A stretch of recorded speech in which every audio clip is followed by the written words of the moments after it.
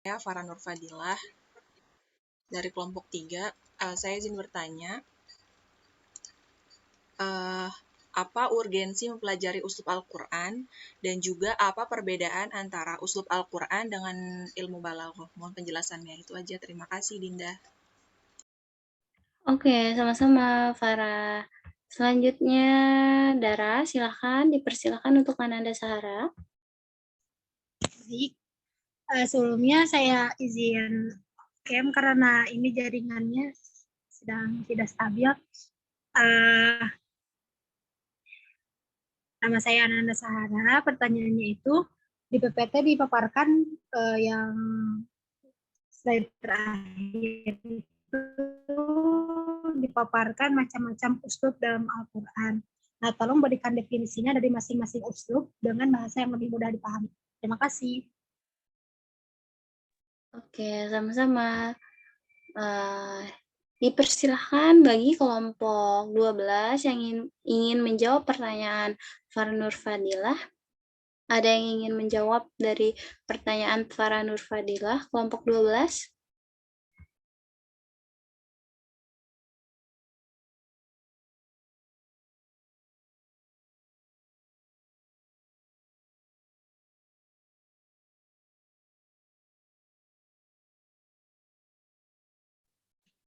Saya menjawab pertanyaan dari Farah.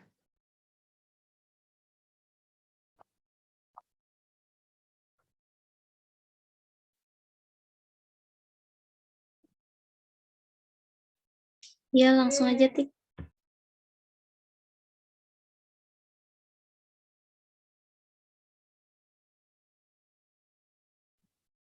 Tadi pertanyaannya itu tentang urgensi mempelajari uslub Al-Quran dan apa perbedaan antara uslub Al-Quran dengan balaghah. Ini saya sesuai pemahaman saya saja. Jawabannya, kalau untuk urgensi mempelajari uslub Al-Quran, kita kan jadi lebih tahu tentang keistimewaan Al-Quran. Nah, jadi kita bisa lebih mencintai kitab kitab Al-Quran gitu loh, karena bahasanya yang indah gitu kan. Kalau perbedaan balaghah dengan uslub Al-Quran, ini mohon maaf kalau salah karena saya juga belum paham. Ilmu balaghah itu kan ilmu yang menjelaskan tentang kesesuaian kalimat antara ungkapan dengan keadaan dan tempat yang ada. Menyesuaikan suatu ungkapan terhadap situasi yang cocok melalui ungkapan yang fasih. Nah, sedangkan kalau uslub itu metode untuk apa ya, supaya katanya tepat gitu ketika menyampaikan kayak gitu. Saya kembalikan kepada moderator. Oke, baik. Terima kasih Atika Nuraini. Dan terima kasih kepada Farah Nur Fadilah yang sudah memberi pertanyaan. Oke, selanjutnya pertanyaan Dara, insya Allah saya akan yang menjawab. Tadi Dara bertanya, tolong berikan definisi dari masing-masing macam uslub dengan bahasa yang mudah dipahami. Pertama, ada uslub qasam, yaitu sumpah-sumpah dalam Al-Quran. Selanjutnya ada uslub at-taukid, yaitu penetapan makna yang bermaksud menguatkan atau menghilangkan keraguan. Selanjutnya ada uslub istifham, yaitu yang meminta pengetahuan seperti kalimat pertanyaan dalam Al-Quran. Selanjutnya ada uslub amr wa nahi, yaitu tentang perintah dan larangan dalam Al-Quran. Selanjutnya ada uslub tafdil, yaitu menunjukkan salah satu itu lebih dari yang lainnya. Selanjutnya ada uslub amsal, perumpamaan dalam Al-Quran. Lanjut lagi ada uslub jadad, pembantahan dalam Al-Quran. Dan yang terakhir ada uslub kosos, yaitu kisah-kisah dalam Al-Quran. Selanjutnya saya buka termin yang kedua kepada yang ingin bertanya, dipersilahkan.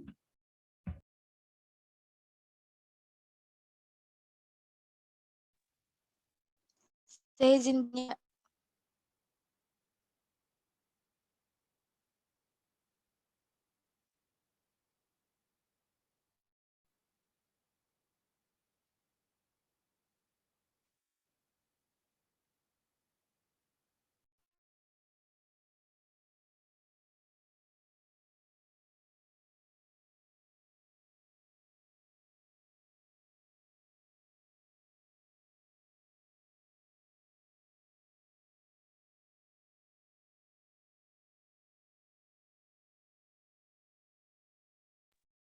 Ya, siapa yang ingin bertanya? Izin bertanya, Dinda. Silakan Anissa Nabila Khairani.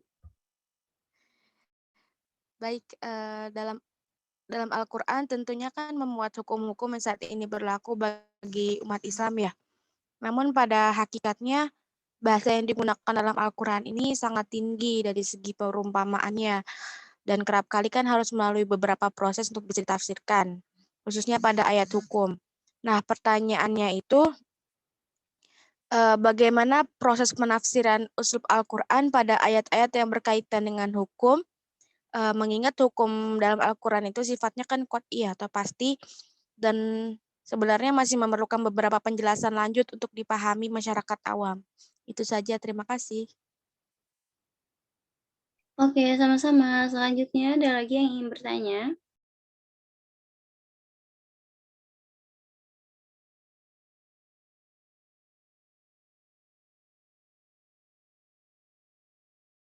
Ayo, bagi teman-teman yang ingin bertanya.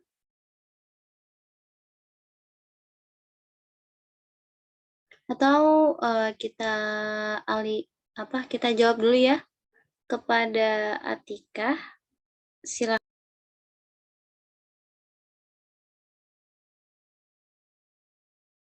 Dijawab pertanyaan dari Anissa Khairani.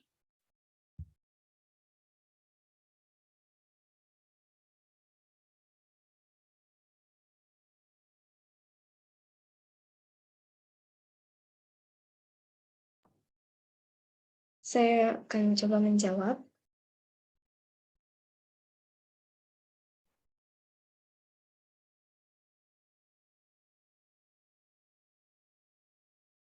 Ini berdasarkan apa yang saya dapatkan ya. Jadi kurang tahu ini tepat atau enggak. Jadi kan uslub Al-Quran, tadi kan katanya perumpamaan gitu ya yang dari ditanyain. Jadi kalau misalkan gaya bahasa Al-Quran dalam mendemonstrasikan hukum itu, jadi kayak pakai kata lain selain yang kayak wajib, diwajibkan, diharamkan gitu dalam bahasa Arab. Kayak pertama, setiap perbuatan yang diagungkan oleh Allah dalam Al-Quran atau Allah memuji pelakunya atau menyenanginya, bersumpah dengan pelakunya atau menyifati dengan istiqoman dan barokah, maka perbuatan tersebut dituntut untuk dilakukan. Hukumnya berkisar antara wajib dan sunnah, sesuai dengan bentuk tuntunannya dari syar'i dan ada tiadanya hukuman karena meninggalkannya. Kemudian yang kedua itu setiap perbuatan yang oleh syar'i atau Allah dan Rasulullah dituntut untuk ditinggalkan atau mencacinya, mencaci pelakunya, melaknatnya atau menyerupakan pelakunya dengan binatang, atau karena perbuatan itu merupakan perbuatan setan atau diridhoi syaitan, atau menjadi sebab mendapat hukuman di dunia dan azab di akhirat, menyifatinya dengan kotoran, najis, atau perbuatan itu dapat mengakibatkan kefasikan, menimbulkan permusuhan, maka hal itu menjadi dalil dilarangnya perbuatan tersebut. Mengenai hukumnya, bisa haram dan bisa makruh sesuai dengan tuntutan meninggalkannya serta ada tiadanya hukuman atau sanksi bagi yang melakukannya. Kemudian yang ketiga, nas-nas Al-Quran yang menggunakan redaksi memperkenankan, menghalalkan atau meniadakan dosa bagi pelakunya, maka hukum perbuatan tersebut berindikasi boleh.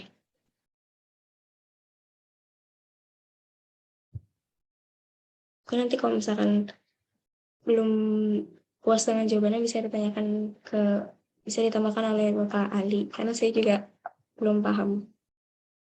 Terima kasih. Oke, baik. Terima kasih Atika.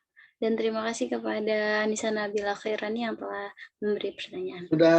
Sudah mulai diskusi ya? Iya, sudah Pak. Yang bertanya ada berapa mahasiswa? Baru ada 3 Pak. Siapa? Saya catat. Tadi ada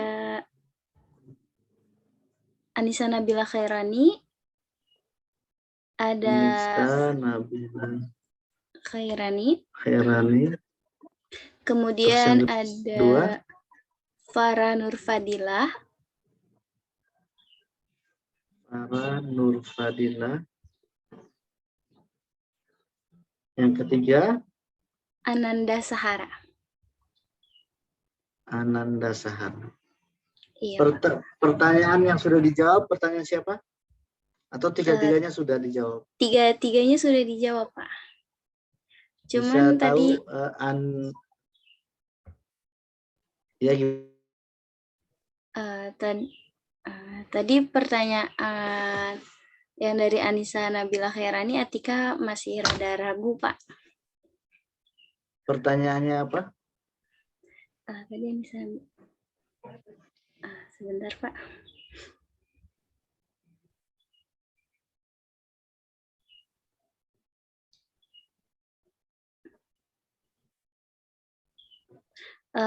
Dalam Al-Quran tentunya memuat hukum-hukum yang saat ini berlaku bagi segelintir umat Islam. Namun pada hakikatnya, bahasa yang digunakan dalam Al-Quran sangat tinggi-tinggi dari segi perumpamaannya. Dan kerap kali harus melalui beberapa proses untuk bisa ditafsirkan uslubnya pada ayat hukum pada Al-Quran. Nah, pertanyaannya, proses penafsiran uslub Quran pada ayat-ayat yang berkaitan dengan hukum. Bagaimana prosesnya, Pak, maksudnya? Terus, mengingat hukum dalam Al-Quran itu sifatnya qat'i dan masih memerlukan beberapa penjelasan lanjut untuk dipahami masyarakat awam. Seperti itu, Pak.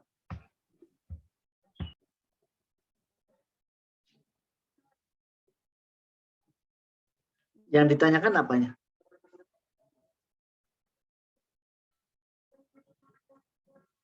Kira-kira yang ditanyakan apanya ya? Pertanyaannya itu, Pak, bagaimana proses penafsiran uslub Al-Quran pada ayat-ayat yang berkaitan dengan hukum? Penafsiran ayat Quran terkait dengan hukum. Ya, tadi jawabannya bagaimana?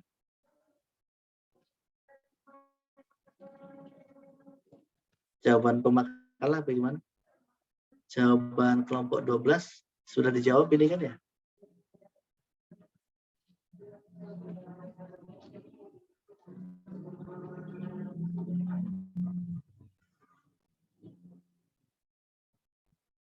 Iya, itu unmute lagi, Dinda.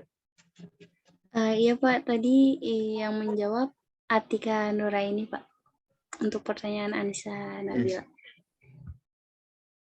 Gimana jawabannya?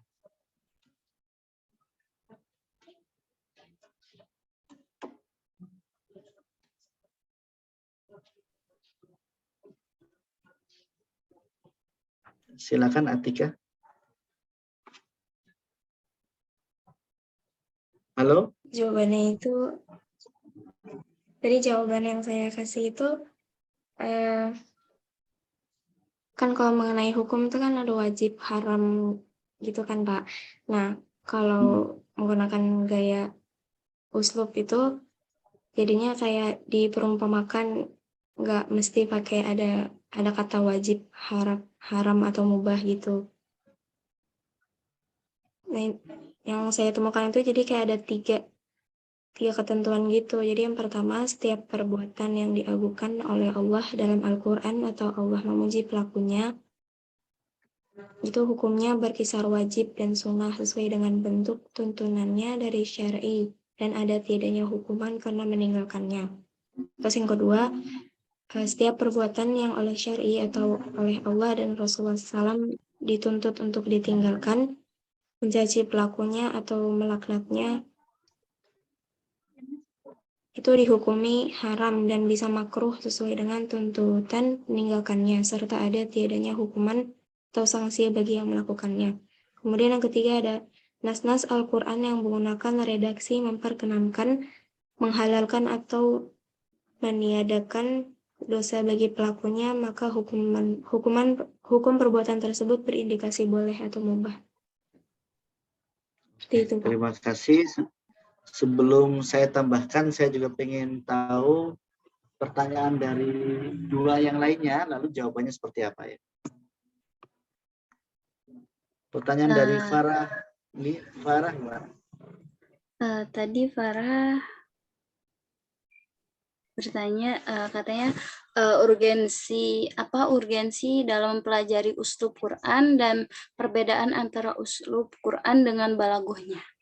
Tadi yang menjawab pertanyaan ini Anissa Amalia Husna Islami.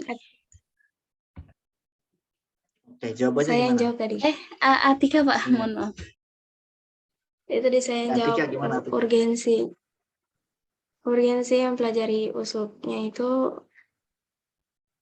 jadi kita lebih tahu lebih dalam gitu mengenai keistimewaan bahasa Al-Quran yang indah gitu. Untuk perbedaan balaghah sama uslub, kalau balaghah kan dia ilmu yang menyesuaikan suatu ungkapan terhadap situasi yang cocok melalui ungkapan yang fasih. Nah, sedangkan kalau uslub itu metodenya. Seperti itu, Pak. Ya, jawabannya oke. Tinggal pertanyaan satunya lagi. Pertanyaan dari Ananda Sahara apa?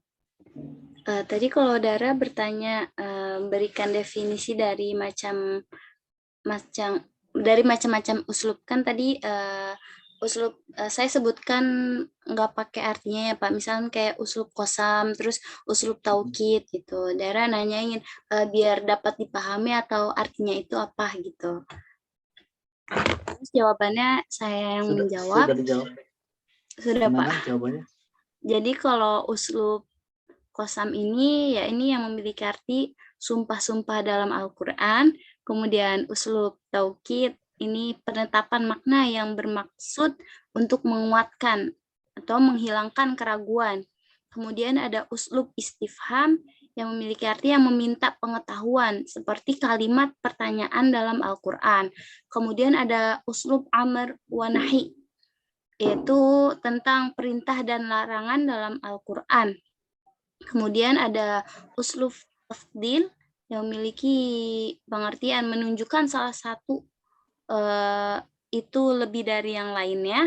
Kemudian ada uslub amsal, yaitu perumpamaan dalam Al-Quran. Ada uslub jadad yang berarti pembantahan dalam Al-Quran. Dan ada uslub kosos yang berarti kisah-kisah dalam Al-Quran. Seperti itu, Pak. Oke, ya. Jawabannya bagus, saya mencoba mengulas semuanya ya. Pertama saya mulai dari pertanyaan Farah, kemudian Ananda Sara, terakhir Anissa Nabila. Sebelum itu perlu diketahui seperti dijelaskan di PPT, uslub itu adalah kalau dikaitkan dengan bahasa berarti gaya bahasa. Ya, gaya bertutur. Seperti kalau dikaitkan dengan rangkaian bunga, ya gaya merangkai bunga. Seperti cara berbusana, umpamanya ada 3 orang perempuan dikasih jilbab yang warnanya sama. Sama-sama warna hitam. Mereknya sama. Sama-sama Joya atau Nibras gitu ya. Atau apalah ya. Sama-sama mereknya sama, modelnya sama. Tutorial pakai jilbab syar'i yang dilihat pun sama. Dari YouTube yang sama. Coba antara yang jilbab hitam sekarang. Ada Dinda Khairunisa. Siapa nih? Atika Nur Aini. Siapa lagi yang jilbabnya hitam sekarang? Kalau jilbabnya sama, ukurannya sama, mereknya sama, tutorial yang dilihat juga sama, masing-masing ternyata ketika berjilbab gayanya berbeda enggak? Berbeda. Nah, itulah uslub. Ya. Saya menjelaskan tema nasikh mansukh umpamanya. Dosen lain, contohnya Pak Ulin Nuha menjelaskan nasikh mansukh juga. Tema yang dipakai sama. Terus dosen lain lagi, Bu Ifati menjelaskan tema nasikh mansukh juga. Buku yang dipakai sama, bukunya Manal Qotton. Temanya sama, tapi cara Pak Ulin, Pak Ali Mursyid, Bu Ifati menjelaskan tema yang sama, itu caranya berbeda-beda. Itu adalah uslub juga namanya. Uslub itu seperti itu. Nah, dikaitkan dengan bahasa, maka namanya uslubul lughah, gaya bahasa. Dikaitkan dengan Al-Quran, li'an Al-Qur'ana lughah Arabiyah. Karena dalam Al-Quran adalah bahasa Arab. Maka bahasa uslubul Quran maksudnya bahasa yang dipakai Allah di dalam Al-Quran. Quran adalah gaya bahasa Allah yang dipakai Allah di dalam Al-Quran untuk menyampaikan pesannya. Nah, itu ya. Contoh menyampaikan pesan yang sama antara Allah di dalam Al-Quran dan Nabi Muhammad di dalam hadis itu beda. Sama-sama tentang tema persatuan umat. Innamal mu'minuna ikhwatun. Kalau dalam Al-Quran innamal mu'minuna ikhwatun fa aslihu baina akhawaikum. Kan gitu. Kalau dalam hadis al-muslim akhul muslim. La yuzlimuhu wa la yuzlamun. Kan gitu ya. Itu beda.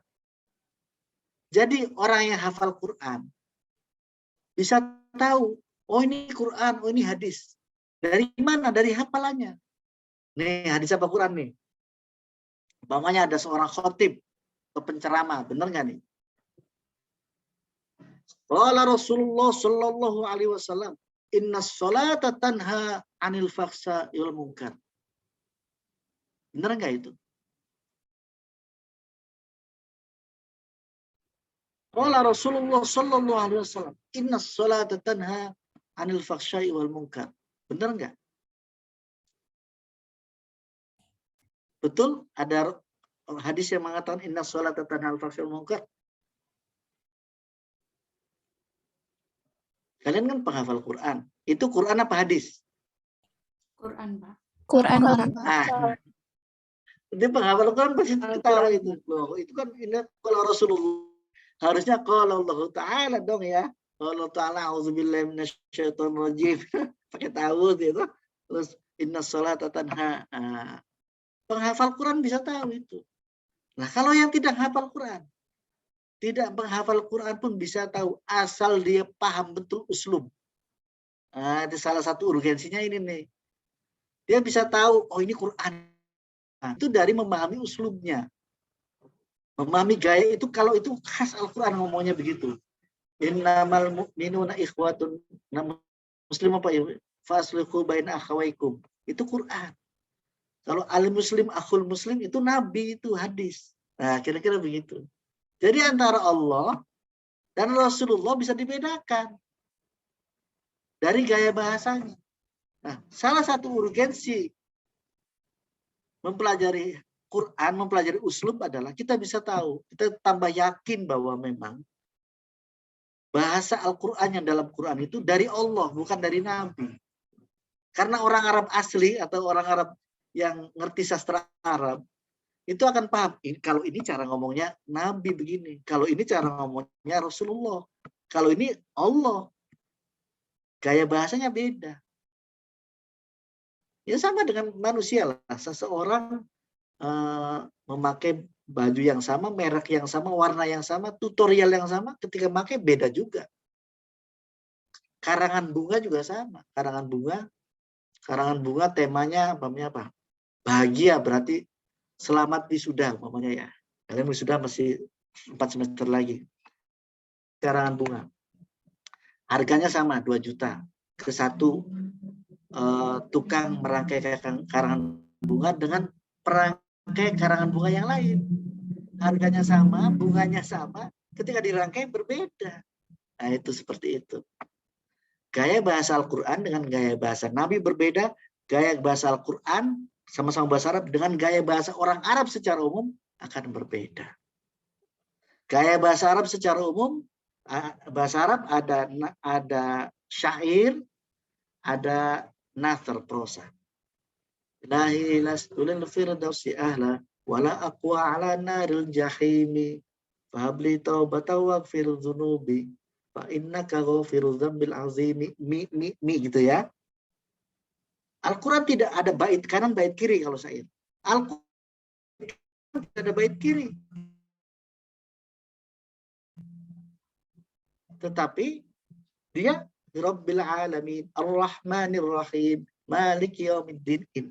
Dia bukan syair, tapi ada persamaan bunyi akhir kata, akhir ayat, seperti syair. Dia bukan prosa. Kalau prosa nggak ada persamaan bunyi. Ini ada persamaan bunyi. Dia bukan prosa, bukan syair. Ini gaya Quran. Berbeda dengan gaya bahasa Arab pada umumnya. Nah, itu uslubul Quran. Ya. Jadi salah satu urgensinya kita menambah yakin bahwa dengan belajar uslub ini bahwa Al-Quran itu dari Allah. Kecurigaan orientalis bahwa Quran itu buatan Nabi Muhammad, orientalis nggak belajar uslub. Kalau belajar uslub pasti tahu. Gaya Nabi Muhammad bicara, bersabda dengan Allah berfirman itu berbeda. Itu ya. Kalau Allah itu mukjizat, kalau Quran itu. Kalau Nabi dari wahyu juga, tapi dia redaksinya dari Nabi. Nah, ini akan berbeda. Doa-doa para Nabi juga di Quran beda-beda. Bagaimana Nabi Musa berdoa, bagaimana Nabi Isa berdoa, itu gayanya berbeda-beda. Itu namanya uslub doa. Bisa diteliti ya. Nah, itu adalah uslub. Kemudian, jadi salah satu urgensinya itu. Kita tambah yakin bahwa itu dari Allah. Karena itu gaya bahasa. Terus apa urgensi lainnya? Urgensi lainnya, kita bisa menikmati ya. Urgensi lainnya contohnya. Gini, kalau Ananda Sahara tadi terkait dengan balaghah ya? Apa kaitan balaghah ya? Benar.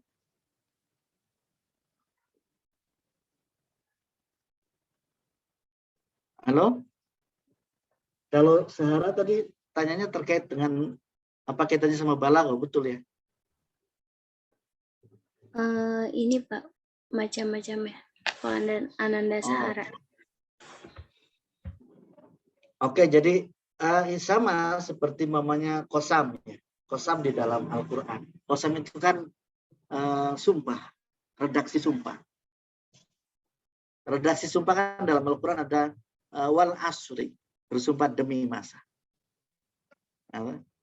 Wad duha, demi waktu duha. Apa bedanya uslub model bersumpah di dalam Al-Quran dengan di luar Quran? Kita boleh tidak? Kita sebagai umat Islam boleh nggak bersumpah? Demi masa, demi hari ini, boleh nggak? Di dalam syariat boleh nggak kita bersumpah begitu? Demi Gunung Semeru, aku cinta padamu. Boleh nggak begitu? Kalau itu puisi ya. Kalau puisi boleh aja. Tapi kalau bukan puisi kan sesungguhan. Kalau puisi kan bisa nggak sungguhan. Itu hanya perumpamaan. Tapi ini sungguhan. Demi bangku ini. Demi Zoom ini. Boleh nggak? Nggak boleh. Di dalam syariat, di dalam fikih Islam, tidak boleh umat Islam bersumpah selain dengan nama Allah. Kalau sumpah pocong, Pak, demi pocong. Lihat sumpah pocong itu demi pocong apa demi Allah? Kan ada sumpah pocong ya, mubahala ya. Pocong, orang dipocong. Terus tapi kan yang diucapkan kan tetap demi Allah kan, bukan demi pocong kan. Kalau demi pocong nggak boleh. Allah pocongnya untuk nakut-nakutin. Kalau bohong nanti mati gitu maksudnya, untuk nakut-nakutin aja. Sumpah dengan Quran itu bukan demi Quran, tetapi wallahi, hanya di atas Quran. Apa untuk mensakral, biar terasa lebih sakral gitu ya. Kalau sumpah pejabat kan di atas Quran, demi Allah, bukan wal Qur'ani, bil Qur'ani nggak boleh. Jadi sumpah di luar Quran, itu tidak boleh kita umat Islam bersumpah selain dengan nama Allah.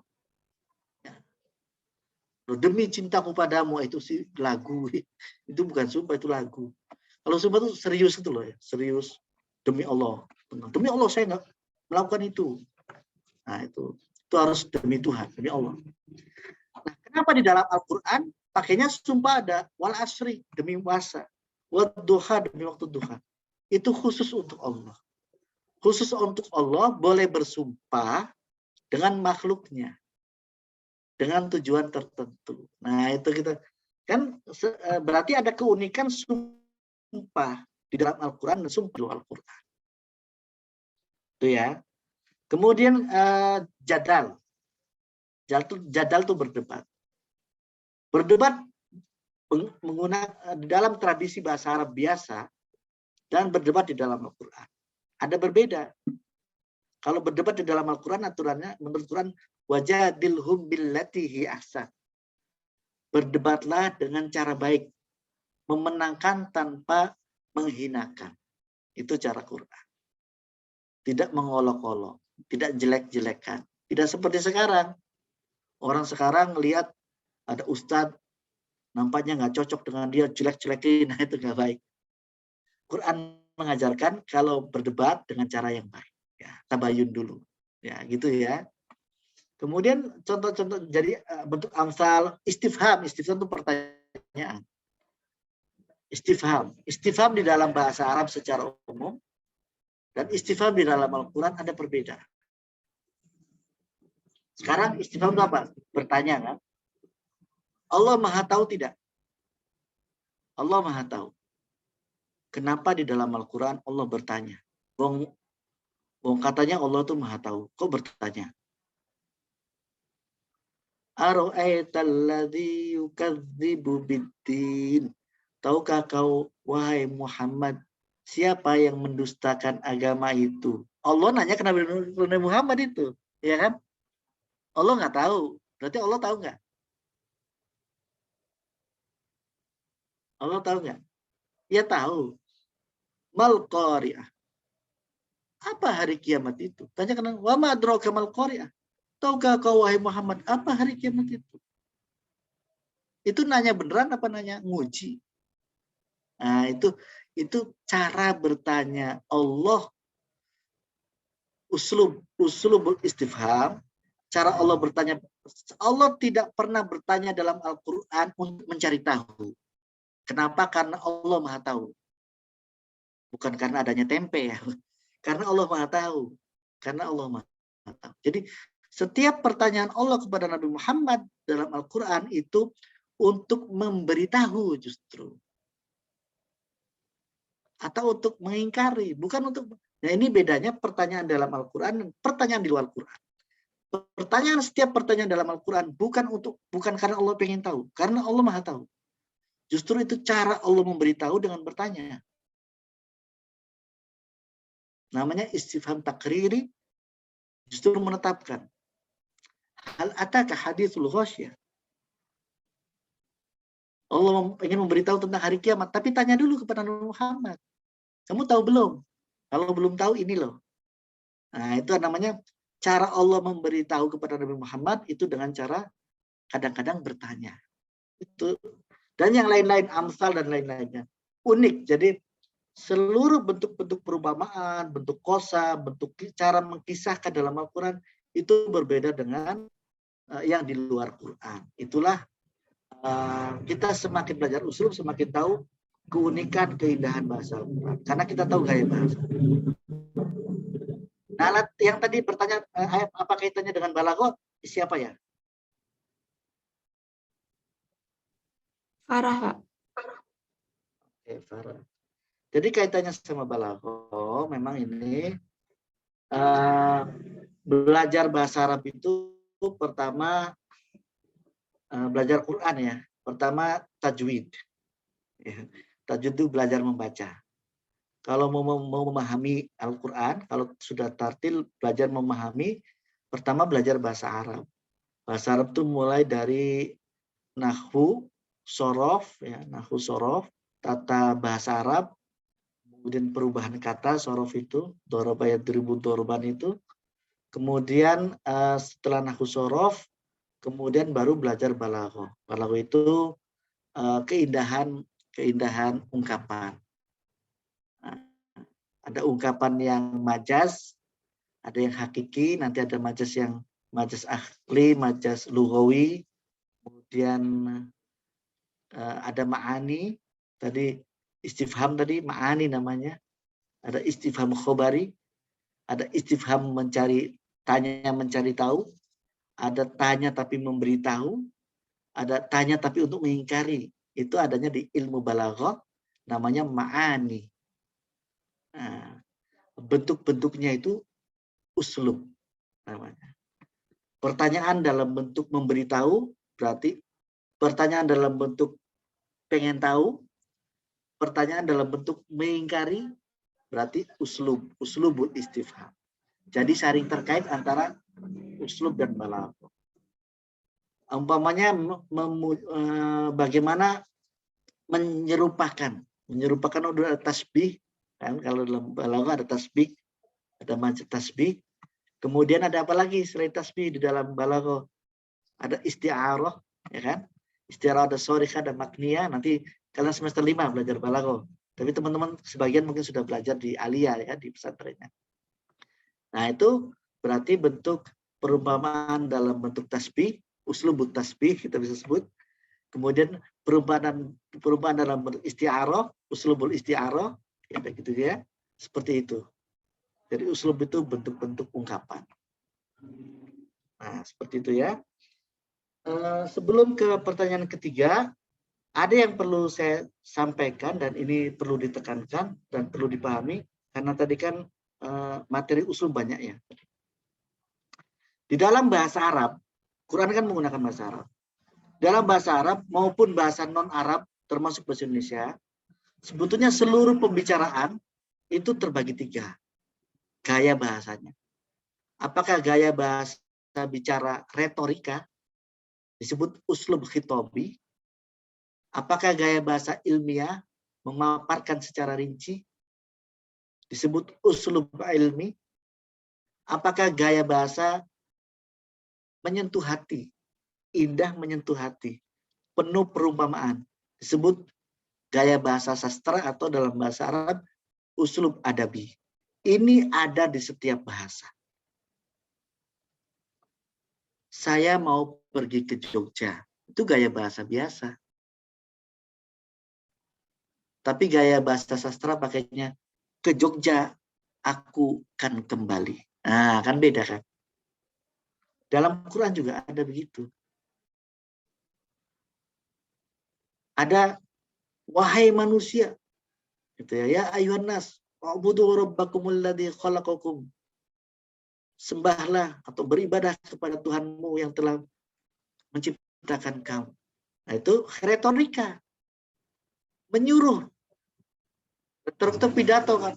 Saudara-saudara, saudara-saudara, kalau bukan saudara saya, maka mungkin berarti bukan saudara saya. Itu ya ayuhan nas, ya ayyuhalladzina amanu. Ya ayyuhalladzina amanu, kutiba alaikumus syiyam, itu jelas usul khitabi. Nah, sekarang usul khitabi, usul ilmi.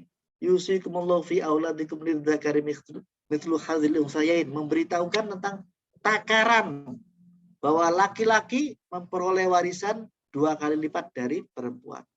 Terus bagaimana kalau anak perempuannya 2, kalau anak perempuannya 3 kan gitu. Jika tidak punya anak perempuan, istrinya dapat berapa? Itu di ayat itu, ayat pembagian waris, itulah uslub ilmi. Memberitahu apa adanya tentang takaran bagian orang warisan. Terus uslub adabi, gaya bahasa sastra. Ya ardu bla'i, waqila ya ardu bla'i. Nah, kita ingat mata kuliah Lughatul Quran semester kemarin ya. Ya ardu, Allah itu yang bicara kepada bumi. Ya ardu, hai bumi. Seolah-olah bumi diajak bicara.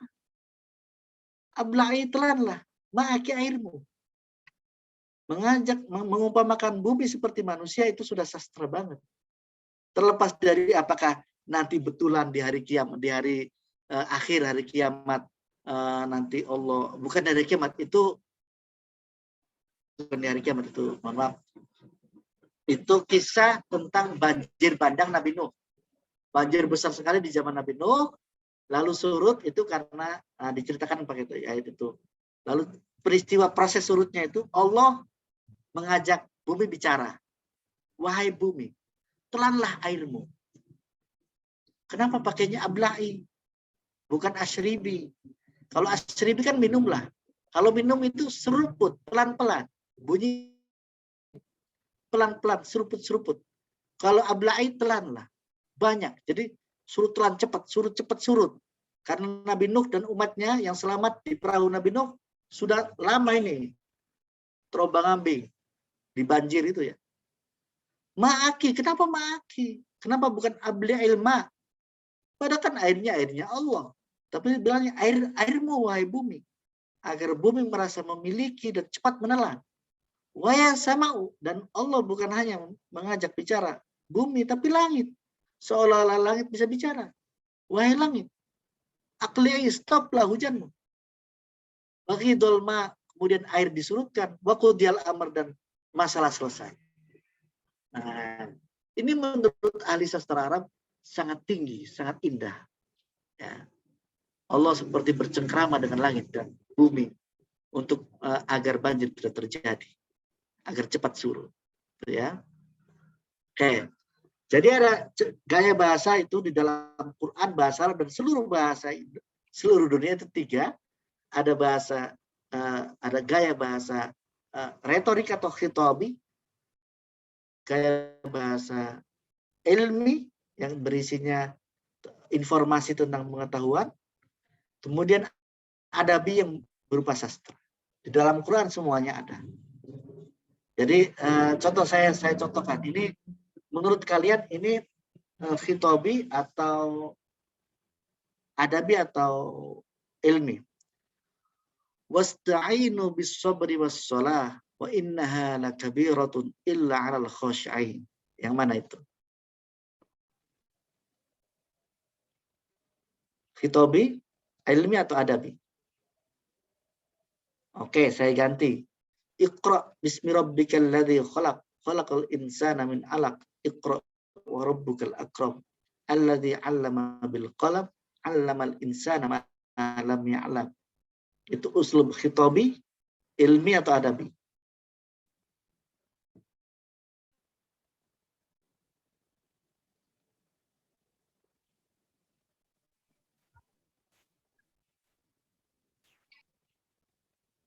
Gimana Aisyah? Siapa yang mau jawab? Khitabi, ilmi atau adabi? Ilmi, bukan. Ilmi. Kenapa ilmi?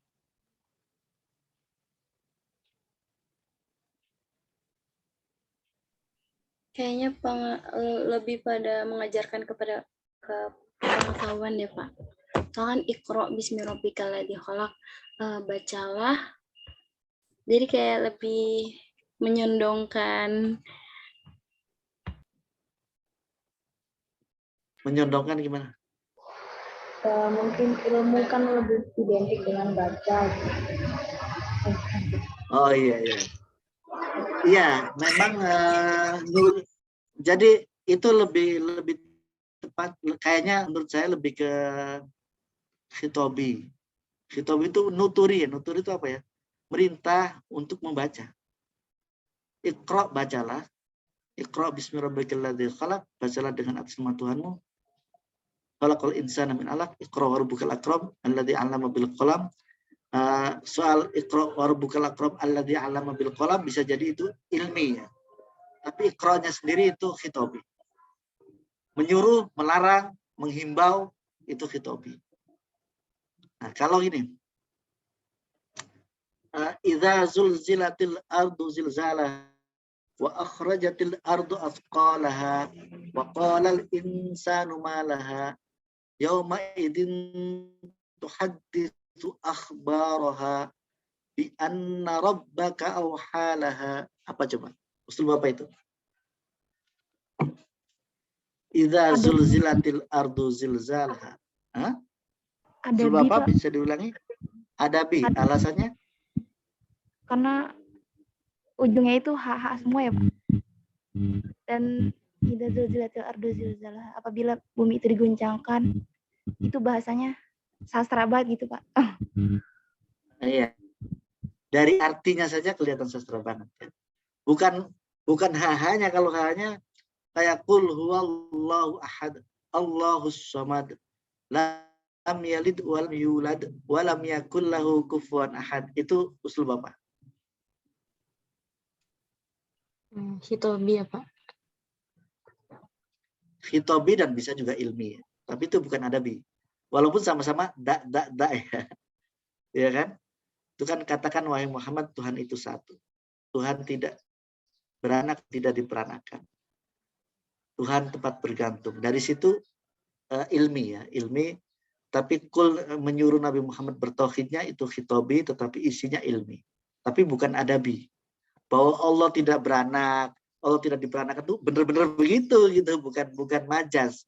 Memang Allah begitu. Allah cuma esa gitu ya. Nah, yang idza zulzilatil ardu itu betul sangat indah dari ketika bumi berguncang. Ketika diguncangkan bumi diguncang. Diguncangkan pakai kata zulzilat. Zulzilat itu dari bunyinya saja terasa terguncang. Idza zulzilat. Makanya ciri khas Al-Quran adalah nada dan bunyinya indah. Itu bukan hanya bisa dilakukan secara indah, bukan. Tetapi bunyi dari kata-katanya sendiri itu sudah mengandung arti. Idza zulzilat. Ketika bumi guncang. Wa akhrajatil akhrajat. Mengeluarkan. Itu kan seiring ya. Atqalah itu bebannya. Kita mengucapkannya aja terasa berat kan. Atqalah. Lalu waqalal insanu malaha. Dan manusia bertanya kepada bumi. Lihat, manusia bertanya kepada bumi. Apakah beneran apa enggak? Allah alam. Nanti hari kiamat kan. Waqalal insanu malaha. Apa yang terjadi wahai bumi? Lihat, manusia seolah-olah ngomong pada bumi. Ini bisa kita wallahu alam bisa mungkin kejadian benar nanti kalau terjadi kiamat, manusia lihat ke bumi, kenapa sih goyang gitu ya? Kenapa kamu goyang? Apa benar seperti itu? Itu tidak usah dibahas karena ini adabi. Adabi itu bisa jadi itu personifikasi kan? Majaz, personifikasi. Seolah-olah manusia bertanya karena ketika terjadi guncangan, manusia kan galau, risau, lari kemana-mana.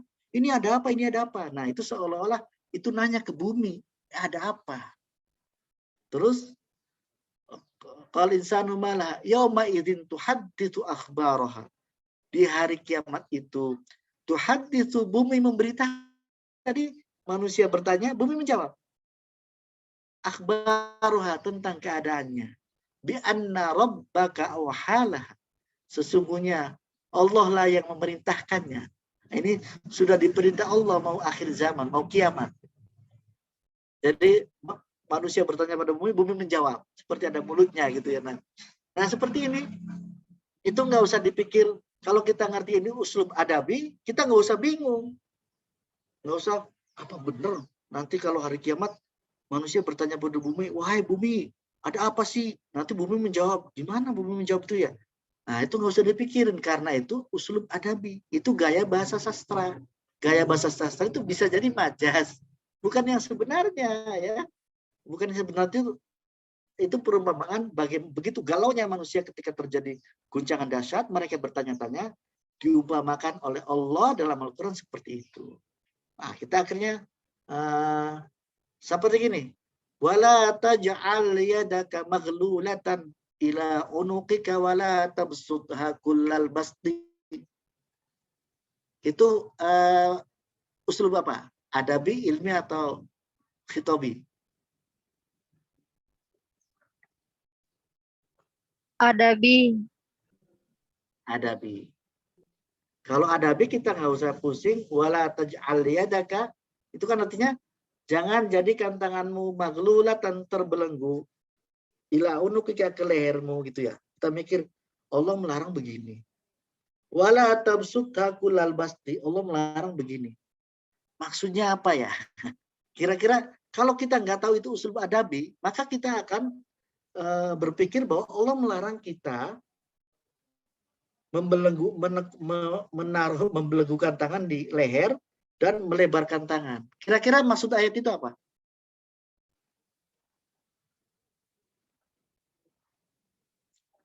Maksud wala taj'al yadaka maghlulatan ila unuqika wala tabsutha kullal basti. Maksudnya apa? Tentang memberi, Pak. Ya, tentang bersedekah itu. Bersedekah atau memberi itu jangan terlalu pelit seperti tangan yang terbelenggu di leher. Wala tabsutha kullal basti, dan jangan boros jor-joran. Jadi nggak ada tuh sedekah jor-joran tuh dalam Islam yang saya tahu nggak ada. Nggak ada sebenarnya Anda datang bawa, Anda lagi pusing, punya apa Anda? Dinda punya apa? Oh, saya punya kalung Pak 10 gram. Sedekahkan ke anak yatim. Enggak punya lagi. Anda punya apa? Anda pusing, HP-nya wah terbaru. Sini HP-nya. Nah, itu saya nggak usah sebut nama ya, tapi ada yang begitu. Nah, itu tidak begitu, tidak jor-joran. Semua yang kita punya kita sedekahkan. Ya boleh saja ya. Tetapi dalam Al-Quran ada ayat tadi.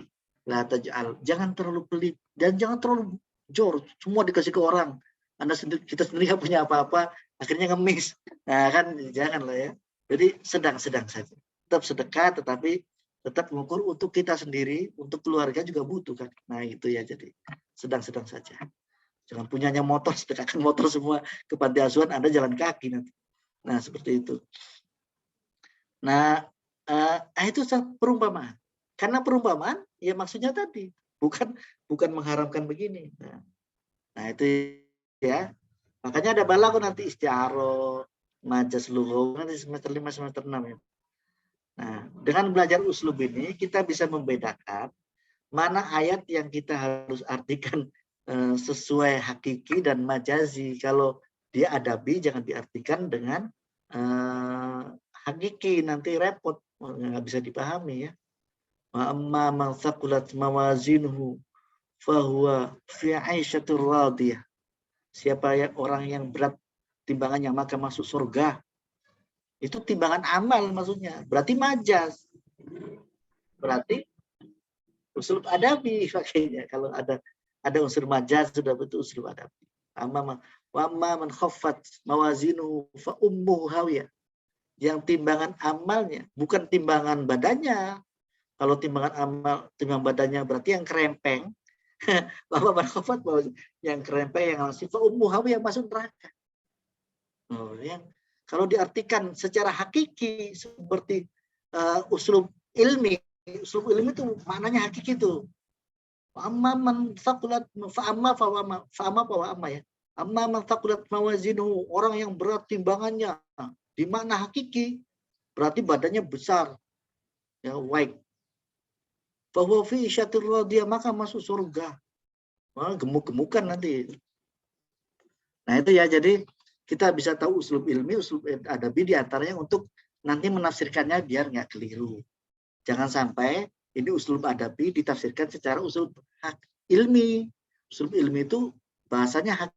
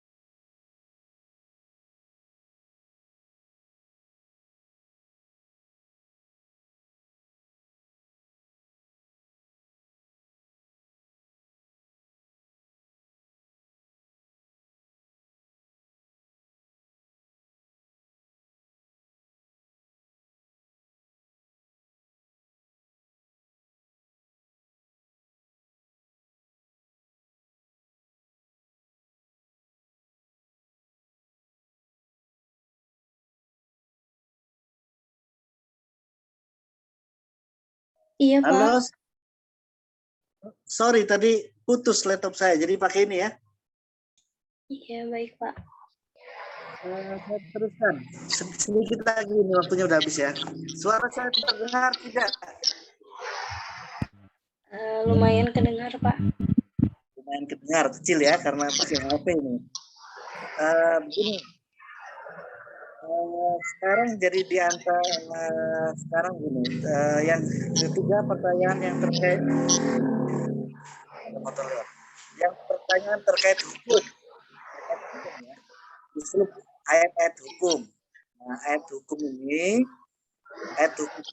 terkait dengan halal, haram, sunnah, makruh.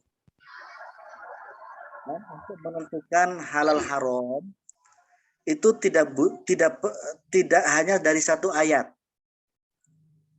Ya, tidak hanya jadi apa yang diperintahkan dalam Al-Qur'an, apakah itu berarti wajib? Umpamanya gini, aqimus sholata wa atuz zakata warka'u ma'ar raki'in. Kan perintah itu kan? Itu kan amr. Nah, amr di sini berlaku sebagai wajib. Karena mengikuti kaidah fikih al-amru al-aslu fil amri lil wujub. Al-aslu fil amri lil wujub. Pada dasarnya amar perintah yang dalam Quran itu untuk hukum wajib. Itu untuk beberapa ayat, ya, untuk semua ayat. Jadi untuk menentukan ayat-ayat ini perintah maknanya wajib, apa maknanya makruh, apa mubah, itu perlu namanya ilmu fikih dan usul fikih. Ya. Contoh perintah, kan usulul amr. Bentuk-bentuk perintah dalam Al-Qur'an. Jadi aqimus sholata wa atuz zakata warka'u ma'ar raki'in. Ada lagi. Ya ayyuhalladzina amanu idza tadayantum bidainin faktubuhu. Nah, itu ya. Wahai orang-orang beriman, jika kalian berhutang dengan satu hutang, maka catatlah. Mencatat hutang hukumnya apa? Mencatat hutang hukumnya apa? Bisa dijawab?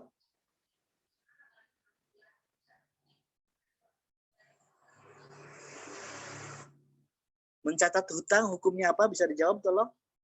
Ada yang jawab? Halo? Sunnah wajib. Sunnah atau wajib?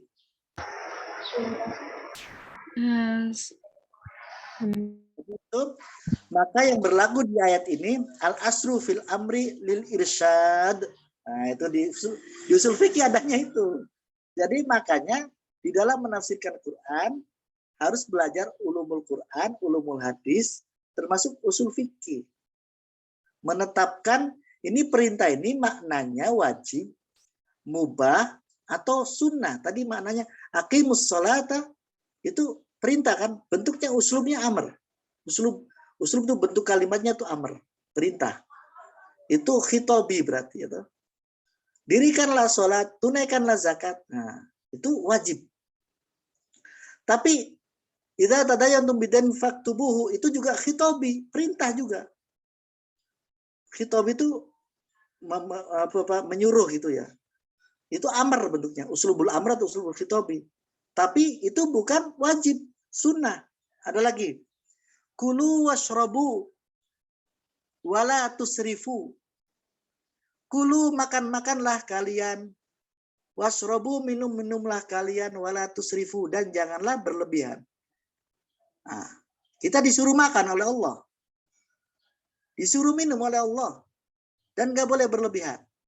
Sekarang saya tanya, hukumnya makan, hukumnya minum, wajib, sunnah atau makruh? Wajib, sunnah, makruh atau mubah, makan atau minum itu? Di luar bulan puasa ya, kalau bulan puasa kan ya nggak boleh. Makan, Wajib. minum itu wajib? Apakah Mubah. sunnah? Mubah. Mubah. Ya kan, itu boleh makan, boleh enggak. Kalau secara kesehatan kita harus sarapan, makan siang, makan malam.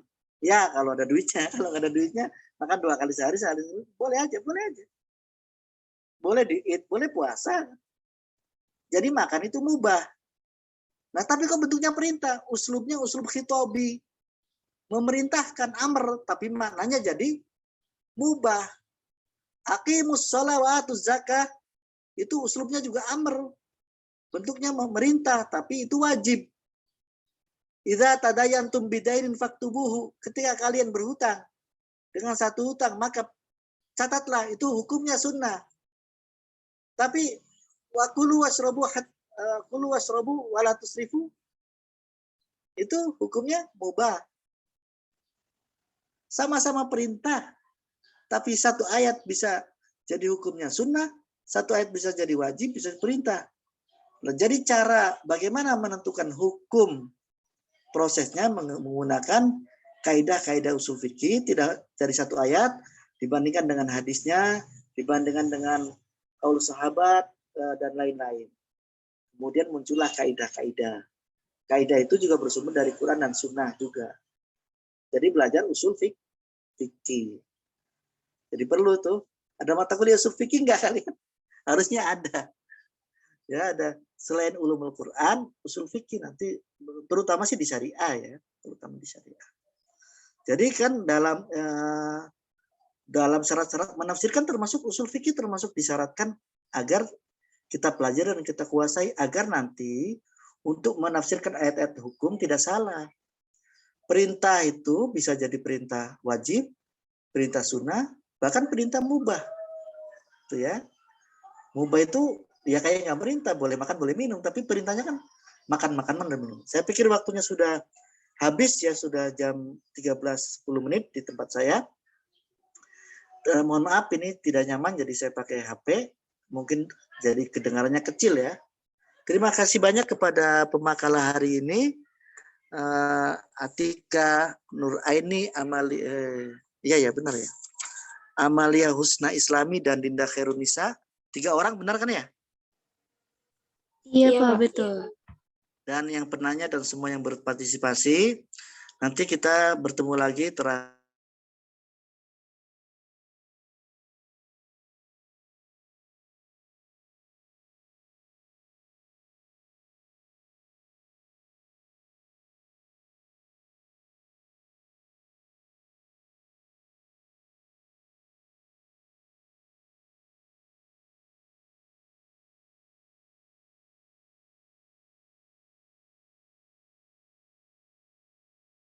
kemudian mungkin setelah Lebaran setoran takfid lalu UAS. Nah UASnya gimana Pak?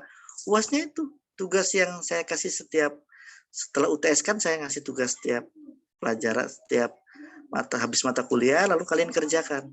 Nah, enak yang sudah mengerjakan tugas, tinggal kumpulin, kirim email ke saya, selesai.